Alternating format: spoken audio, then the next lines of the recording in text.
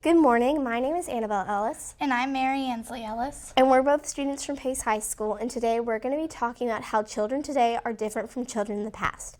And this is a starting quote that I'm going to begin with.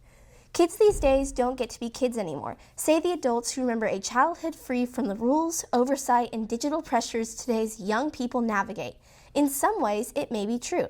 The average parent allows their child a smartphone at the age 10, opening up a world of inaccessible to previous generations with unlimited access to news, social media, and other privileges previously reserved for adults, forcing them into emotional maturity before they can reach adulthood.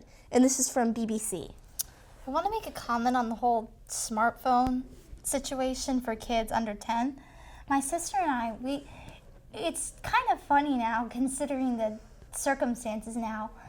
We were born in 2005, so technology, it wasn't as what it is today. And in a way, it's interesting to hear that kids at such a young age, I believe, are getting phones at this age. Well, me and my sister, we didn't even get a smartphone until our freshman year of high school. Mm-hmm. That was our parents' decision. Yeah, and I agree with their decision because getting a phone at such an early age, kids are like open to all these different possibilities on the internet. They can see so many things they probably shouldn't at such a young age. And get addicted to things easily too, like Instagram. Yes, and this could possibly be a result from kids today wanting to be YouTubers, vloggers, and influencers. And this is because they've been exposed to technology at such a young age. There's a quote from Washington Post that says, "Becoming a full-time content creator has emerged as one of the most popular career goals among school children in America and around the globe. Nearly 30% of kids ages 8 to 12 listed YouTuber as their top career choice in the global survey conducted in 2019 by the Harris Poll and toymaker Lego, more than 3 times those who picked astronaut the same year. A Morning Consult survey of Gen Z and millennials in the United States found that more than half of 13 to 38-year-olds, 54%, wanted to become social media influencers." I kind of find that really interesting because it's just kind of odd in a way to just hear the circumstances about people wanting to be a YouTuber as a career, because I've never wanted to do that as a career. However, I looked into it. I was curious about, like, okay, if someone wanted to do that as a career, what do they have to do? And it's a lot of work. It's not like you can just post a video and go viral overnight and be an internet sensation. It takes a lot of work and it takes a lot of effort. And you'll only get money in a sense if you get sponsorships for people who they want you to promote their products. Mm-hmm. And I think this has been a little negative bit that I have with kids getting phones and all that at such a young age, because that results in that. You're seeing on TikTok, young tweens, especially like 11, 12, have get ready with me's on TikTok. And I don't know, but to me that just kind of feels weird, because when I was an 11 and 12-year-old, I was like, I was still playing with my littlest pet shops and, having lip gloss and whatnot. That's what I was doing. I wasn't making TikTok videos. And now we have 11-year-olds putting on, tons of makeup, which, I don't know, personal choice maybe, but I feel like kids shouldn't have makeup at such a young age. I mean, your skin's still developing. Your body is still growing and developing. Right. In a sense. And you mentioned that kids are wearing a ton of makeup right now. Yeah. We could go into this with the Sephora kids. You've seen it in the news and articles. Sephora kids are ruining testers, being rude to employees, and trashing the stores. And, they shouldn't be doing that. They want all this makeup that should not be access to them. But when you think about it a little bit more, I think they're going to those places because they don't have any tween spaces.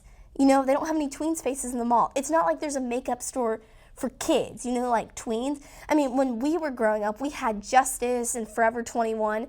And I know Claire's is still around, I think. But I don't think a lot of kids go to Claire's anymore. I think that's more for I don't really think that's more of a makeup place in a sense, but it definitely seems that way, kind of.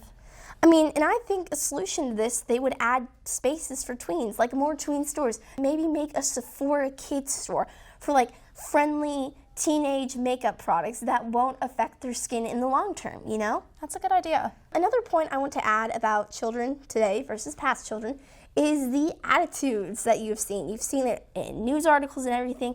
kids are having terrible attitudes towards their parents, and this is probably a result from the gentle parenting technique that we've seen lately.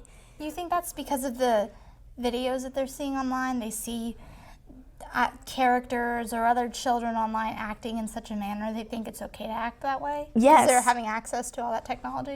I think so, because they have access to technology at such a young age, and they see these characters and people acting inappropriately. They think they're able to act like that.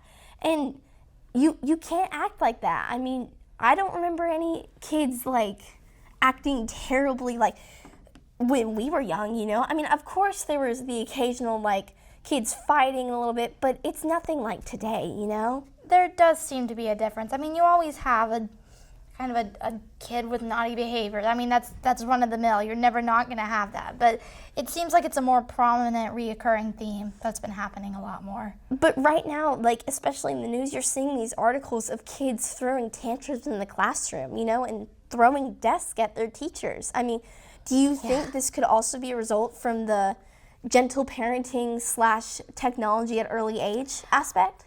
Definitely, there has to be some aspect for it, because that wasn't happening when we were in school. I mean, we're still in school, but that wasn't happening when we were in elementary school. That was kind of unheard of. It was just, you never heard of that. It never happened. Right. And, when we were growing up, there was the paddle at school. If you got in trouble, you would be sent to the principal's office to get paddled. But now they don't do that anymore because people don't want their kids getting spanked anymore. Anyway, thank you for listening to our podcast today about how children today are different from past children. And we hoped you enjoyed listening to us talk about this. Yes, thank you for tuning in.